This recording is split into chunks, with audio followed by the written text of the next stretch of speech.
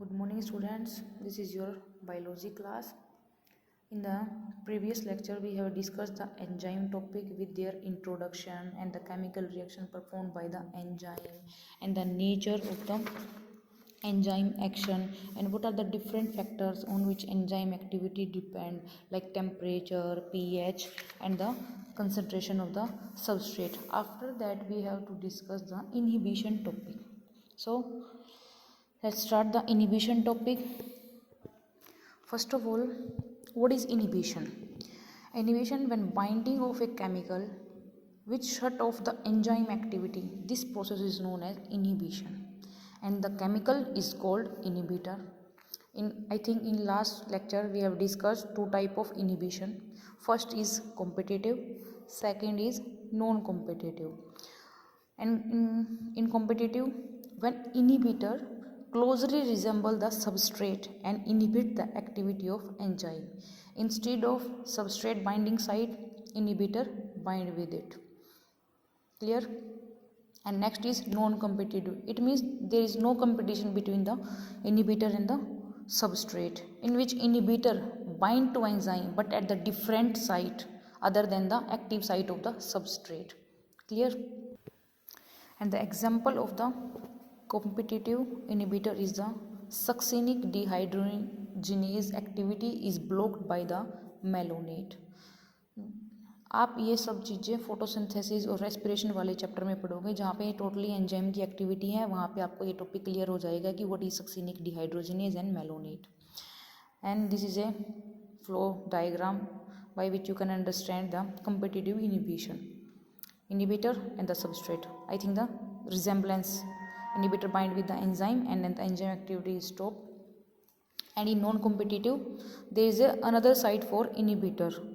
You can see here inhibitor site.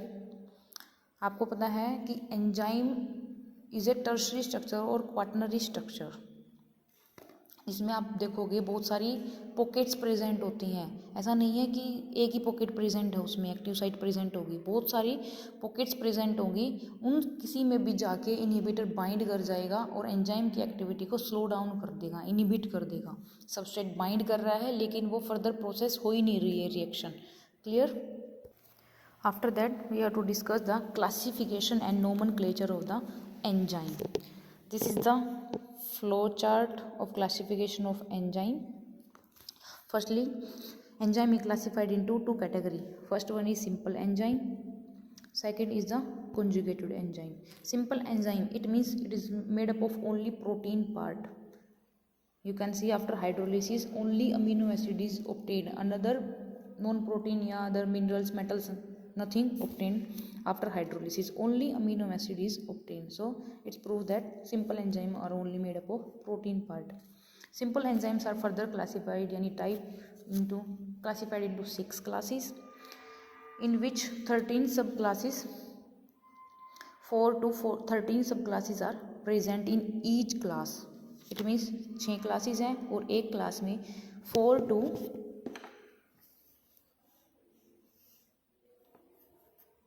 13 सब classes present हैं. सो आगे क्लासेस देखते हैं हम. आप इसको इन शॉर्ट याद कर सकते हो ओथ लील के नाम से, यानी फर्स्ट लेटर OTHLIL, ओथ लील. अब ये हम NCERT से रीड करेंगे. Let's see. First is oxido reductase.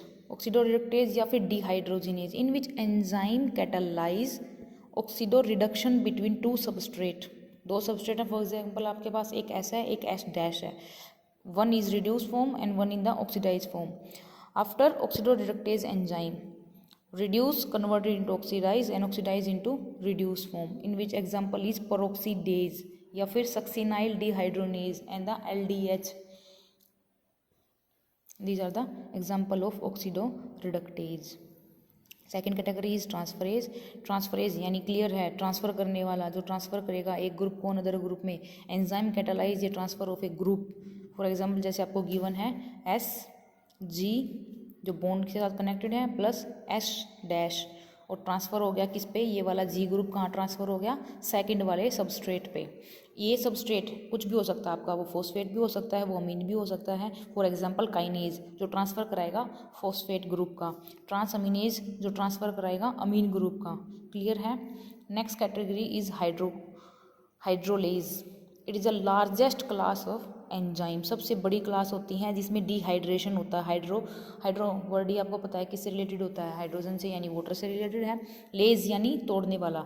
Enzyme catalyse hydrolysis of ester, चाहे कोई भी हो, एस्टर हो, ईथर हो, पेप्टाइड हो, ग्लाइकोसिडिक हो, कार्बन कार्बन हो बॉन्ड हो, या कार्बन हेलाइड हो, या फिर फॉस्फेट नाइट्रोजन बॉन्ड्स हो, इन सबको ब्रेक डाउन करने का काम करेगा। जिसमें आपके एग्जांपल आ जाएंगे peptidase. Peptidase means peptide bond को ब्रेक डाउन करने वाला। एस्ट्रेज यानी एस्टर को ब्रेक डाउन करने वाला। लाइपेज यानी लिपिड को ब्रेक डाउन करने वाला। न्यूक्लियस यानी न्यूक्लिक एसिड को ब्रेक डाउन यानी डीएनए को तोड़ने वाला। सुक्रेज सुक्रोज को तोड़ने वाला। माल्टेज जो माल्टोज को ब्रेक डाउन करेगा। क्लियर है। Next is lies. Enzyme that catalyse lies मैंने तोड़ना, ब्रेक डाउन, लाइसिस करना, removal of the group from substrate by the mechanism of other than hydrolysis. Hydrolysis ना होके कोई अदर मेथड से वहाँ से रिमूव कराना है। अब रिमूव होगा तो वहाँ पे डबल या ट्रिपल बॉन्ड क्रिएट होगा। अगर सिंगल बॉन्ड है तो डबल बन जाएगा, अगर डबल है तो ट्रिपल बॉन्ड बन जाएगा। जिसमें एग्जाम्पल है आपका aldolase. Next class is isomerase. Iso मैंने सेम, मरेज मैंने टाइप, यानी सेम ही जो स्ट्रक्चर होगी उसी में कन्वर्ट करेगा। फॉर एग्जांपल आप सुक्रेज ले सकते हो, सुक्रोज से आपको मिलेगा fructose and glucose. Fructose and glucose these are the isomerase form, isomeric form. It includes all the enzyme which catalyse inter conversion of optical, geometrical और पोजिशनल आइसोमर। अब positional isomer है, आपने आई थिंक ऑर्गेनिक केमिस्ट्री में किया है ये, geometric और position isomer. If अगर आपको डाउट है तो फिर पूछ लेना आप, अदरवाइज आई थिंक ये क्लियर है आपको। लाइगेज, लाइगेज यानी ज्वाइनिंग वाला। लाइगेज का मीनिंग ये होता है ज्वाइनिंग, जो ज्वाइन कराएगा। Enzyme catalyse the linking together of two compound, यानी लिंक कराएगा दो कंपाउंड्स को। फॉर एग्जांपल डीएनए लाइगेज यानी डीएनए को बाइंड अप कराने वाला। पेप्केज हो गया, CO कार्बन ऑक्सीजन बॉन्ड बनाना, कार्बन सल्फेट बॉन्ड बनाना, carbon nitrogen, all these bonds are formed. Synthetase भी आ जाएगा इसमें। क्लियर है। After that we have discuss the cofactors. हमने क्लासिफिकेशन ऑफ एंजाइम पढ़ी है, simple enzyme and the conjugate enzyme. Simple enzyme जो प्रोटीन पार्ट से बनी होगी, कॉन्जुगेट एंजाइम जो मिक्स बनी होगी प्रोटीन पार्ट पर plus other non protein parts.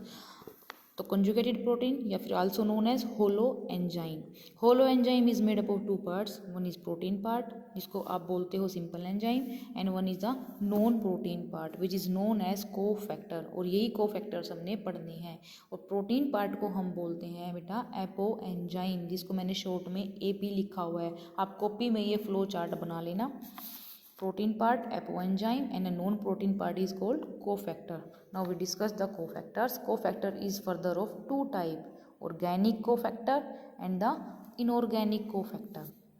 Organic further of two type, prosthetic group and the coenzyme. And the inorganic cofactor जिसको आप metal ions बोलोगे। क्लियर है। तो फर्स्टली हम डिस्कस करते हैं ऑर्गेनिक कोफैक्टर, जिसमें आपको पढ़ना है प्रोस्थेटिक ग्रुप एंड द को एंजाइम। प्रोस्थेटिक ग्रुप क्या होते हैं, जो टाइटली बाउंड अप हो जाते हैं एपो एंजाइम। अब आपको क्लियर है कि एपो एंजाइम क्या है, प्रोटीन पार्ट। उस प्रोटीन पार्ट के साथ ये वाला ग्रुप टाइटली बाइंड अप हो जाता है और परमानेंटली बाउंड रहता है। While in coenzyme loosely bound होता है एपो एंजाइम के साथ, और टेम्परेली या फिर ट्रांसिएंट, एग्जैक्ट एनसीईआरटी में आपकी लाइन मिल जाएगी, transient bond between the apo enzyme. और ये सारे कोएंजाइम है ना वो डिराइव होते हैं विटामिन B कॉम्प्लेक्स से। कहाँ से डिराइव होते हैं, विटामिन B कॉम्प्लेक्स से। और ये प्रोस्थेटिक ग्रुप का एग्जांपल है हीम, यानी जो आपका हीमोग्लोबिन वाला पार्ट है ना हीम, इसे प्रोस्थेटिक ग्रुप है। कौन क्या है वो, प्रोस्थेटिक ग्रुप है। And it occur in the reaction only. को एंजाइम बाइंडिंग है वो टेम्परेरी है और सिर्फ तभी होगी जब रिएक्शन होगी, ओनली ड्यूरिंग रिएक्शन ओनली। इसके एग्जांपल आपके आ जाएंगे NAD, NADPH। क्लियर है। एंड द इनऑर्गेनिक कोफैक्टर में आ जाएंगे आपके मेटल आयंस। ये कोऑर्डिनेटली बाउंड होते हैं सबस्ट्रेट के साथ भी और एपो एंजाइम यानी एंजाइम का जो पार्ट है उससे भी, और जो आपका सबस्ट्रेट है उसके साथ भी।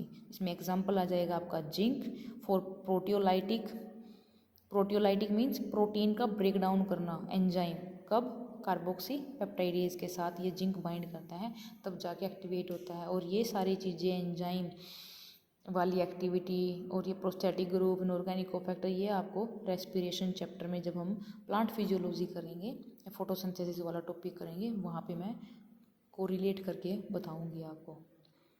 लाइक जैसे आयरन हीमोग्लोबिन बनना है तो उसके लिए डॉक्टर भी देते हैं हमें फोलिक एसिड या फिर जिंक वाला, तो वो जिंक एक ऑर्गेनिक मेटल आयन है जो इनिशिएट कर रहा है उस एंजाइम एक्टिविटी को, जिससे आई थिंक हमारे बॉडी में हीमोग्लोबिन बन जाता है। अब आप खुद से कोफैक्टर्स रीड करना और कुछ क्लियर ना हो तो मुझे बता देना, ठीक है। आई थिंक अगर आप पढ़ोगे तो क्लियर हो जाएगा इसमें कि एपोएंजाइम क्या है, कोफैक्टर्स क्या होते हैं।